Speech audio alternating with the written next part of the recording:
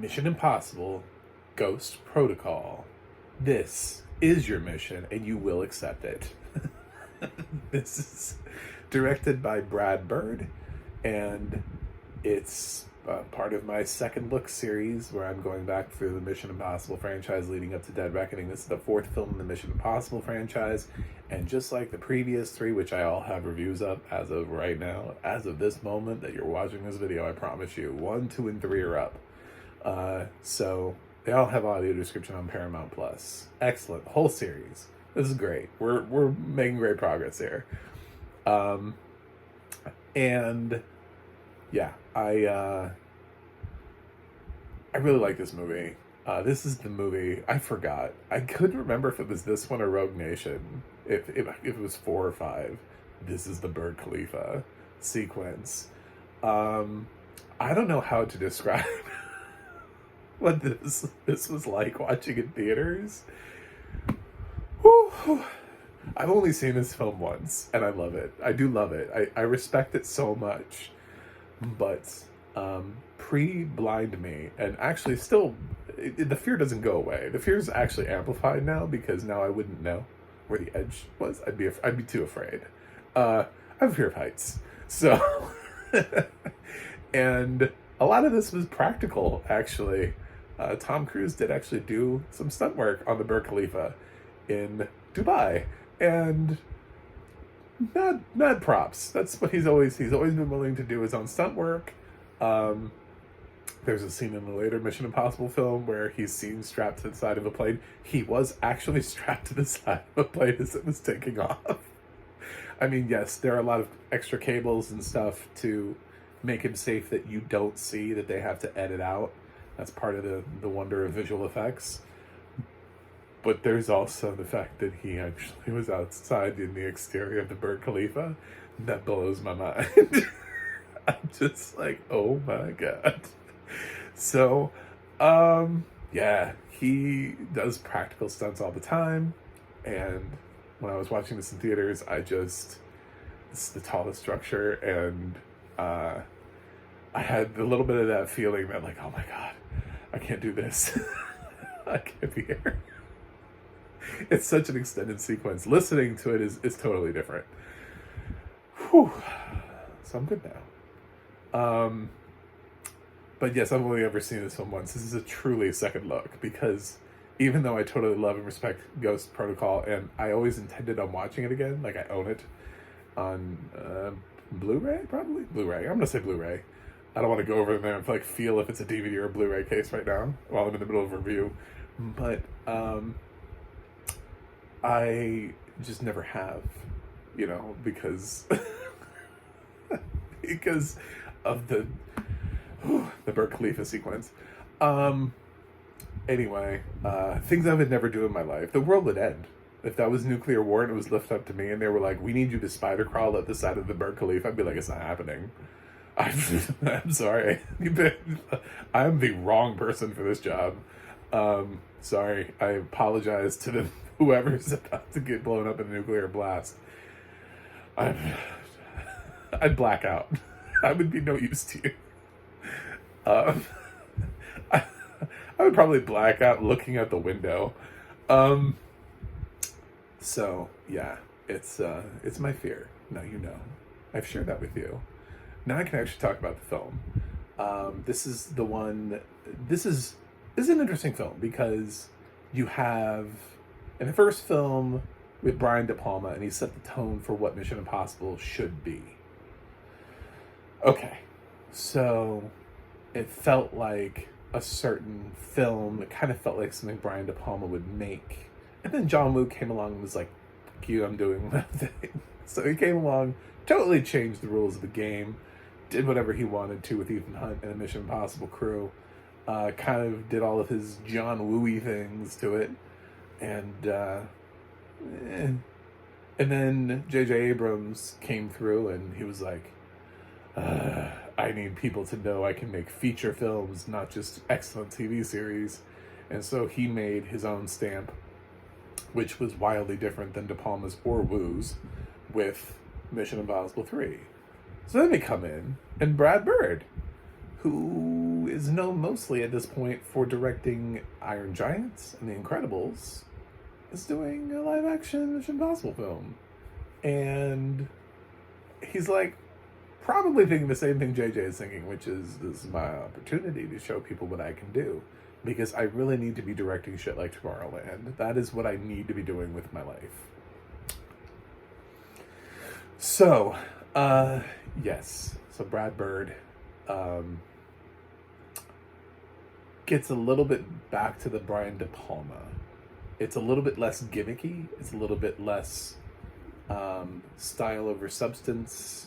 And I think that's why people respond to Ghost Protocol, is because it really just presents you with the characters, with the plot, with the story, and sends you on your way. However, it still has that unique problem that the previous Mission Impossible franchises have had, and Impossible films have had, by just starting a film and just being like, what happened since the last time we saw Ethan?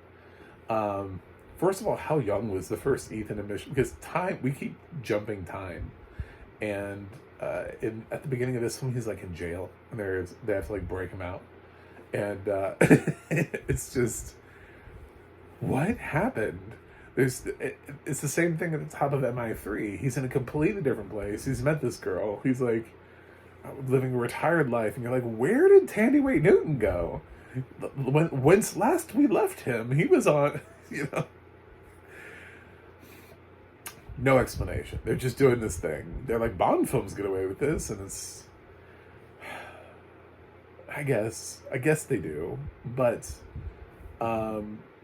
it doesn't feel the same way. It always feels like he's willing to, like, at the end of every single one of these, he's always giving up for the girl.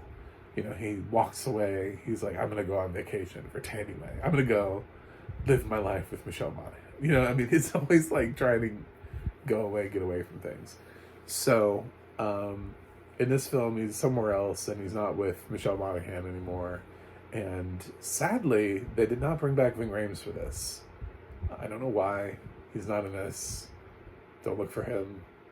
He's not an Easter egg. And they did bring back Benji, Simon Pegg. So that was good. And we introduced Paula Patton, who is another IMF agent. And this was also after the release of Blue is the Warmest Color, and Les Seydoux is in this as well. So she plays the bad assassin. She's bad. You're not supposed to like her. But this was definitely a reward for being a sort of breakthrough phenomenon coming out of Blue is the Warmest Color. Jeremy Renner also joins the franchise here as Brant.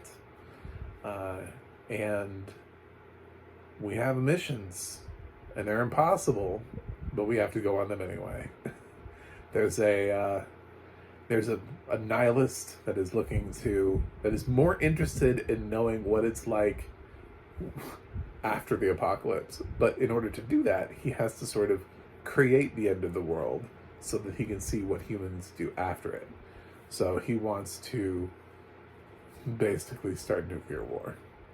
He's getting the nuke codes, Russian nuke codes, and he's going to launch a nuke unless Ethan stops him. And it's a very tense film, and there are definitely points where you feel like they might fail. Ethan has to do something crazy in order to make something happen. The stunts here are bigger than they've ever been. It's just a fantastic film. He has to deal with the fact that he's trying to chase down a real villain while also being chased by the Russian equivalent of him, who is not that great at his job. Is a little too sort of like cocky, laissez-faire about it. But he's not that great at his job. Who believes that Ethan is a terrorist and is trying to bring him in for questioning about something that happens within the course of the film. And Paula Patton also has her own storyline where she wants revenge for the death of an agent at the top of the film, who dies pretty quickly. I remember sitting in the theaters and being so excited. I was like, oh my god, Josh Holloway's in this film. Oh my god, he's dead. It's so unfair. You know, when you're a fan of an actor and you want them to like break through, and you're like, yes, this could be their breakthrough moment. They're gonna start doing things. And no, it didn't lead to we're not talking about the massive film career of Josh Holloway. Most of you don't even know who that is, and that's okay. We failed him. We did not quite get him into the gigs that he needed, and sadly, I totally understand if you don't know who that is. He's Sawyer from Lost. Anyway, so I really wanted that to happen. It didn't happen. Audio description wise, Paramount Plus always wants to get me into the next thing, which I assumed was Rogue Nation. Once it started loading the next title, I immediately just hit the home button. I just immediately got out of the loading of the new film. So, because every once in a while it's not the next film in the franchise, and then I have something weird in my queue that I can't get rid of. It's just like, what? Why did you take me to that? So like I have Killing the Sacred Deer in my queue right now. I've gotten it pretty far way down, but that came from I watched something else on Paramount Plus, and it was like, maybe you like The Killing of the Sacred Deer, and I was like, that's a weird leap, but thank you for that. So now it's stuck in my queue because I didn't click it quick enough. Paramount Plus. How do you get shit out of your queue? Anyway,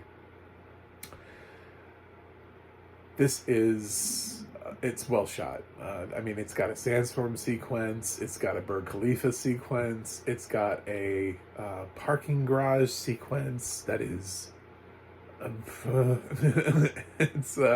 it's fun. It's nerve wracking, nerve biting, or whatever. Nail biting.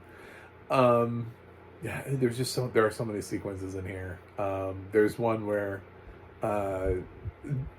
even just the scene where Brand and Ethan are really trying to get inside of a door. They're trying to get that retina scan. It's a pretty harrowing sequence, and I remembered a lot of them. And the funny thing is, I've only seen this movie once. I know I've only seen this movie once because Burj Khalifa gives me nightmares. So, but so much of it came back. I know it's not that old. It's 2010, I believe 2010. I want to say 2010. So, not that old. 13 years. It's not like I didn't have to recall something from my childhood, but it still was really good audio description. It's British, which means it's a little bit more interpretive. Sometimes somebody will look at somebody and it'll tell you. There's one time where Benji has a look, and then the narrator also adds in that the look fails. He tries to look encouraging, but fails miserably, I believe is the actual narration that we get. And some people don't like that because they like to just kind of be told what is and to be allowed to interpret whether or not something like that works or doesn't work. I didn't really mind that because I think there's a certain way where you kind of wince, like you see an actor and he's trying to be encouraging, like, yeah, do it, and then they kind of like give up on being encouraging. And that's kind of what I got out of that whole description, was that he tried to be encouraging and then kind of faltered a little bit and realized it wasn't working. So it is what it is. I do hear that more in British audio description, where it does flesh out things like that. To me, it just makes the film more interesting than just saying Benji tries to look encouraging and just leaving it at that. Just okay. Well, we could do that. We could do the other thing too. I think the other thing might be a little bit better. especially since we have time. There was dead air, so might as well finish out that thought. Or describe something else. I don't know. Benji tries to look encouraging while there's a painting of a flower behind him. I don't know. See, that sounds dumb too. So I feel like this was probably the best way to use it. But it's, I thought the action sequences were as well described as they could be. Did it give me the heart racing madness of feeling like I'm gonna fall off the Burj Khalifa, like watching this on a big screen did? No. But I don't know how you're gonna do that. So, I'm sitting comfortably in my chair. I am at home. I'm not on a large screen anymore. It'd be interesting to know if on a large screen with the full sound system, how that would actually play out. I still think probably without actually having to see it and knowing that I am firm, I'm in a movie theater, I'm on the ground. I think I'd still be a little bit better than I was the first time when I could see it. So, basically, I feel like I've just been sharing with you in this review how this film was very traumatic for me as somebody who has a fear of heights. So take that for what you will. I think it's an excellent addition to the franchise.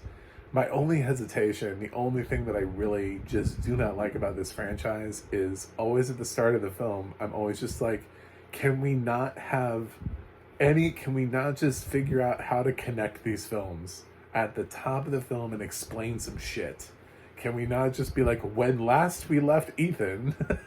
Like, why does it always have to be some giant time gap and he's in a completely different place with a completely different set of people?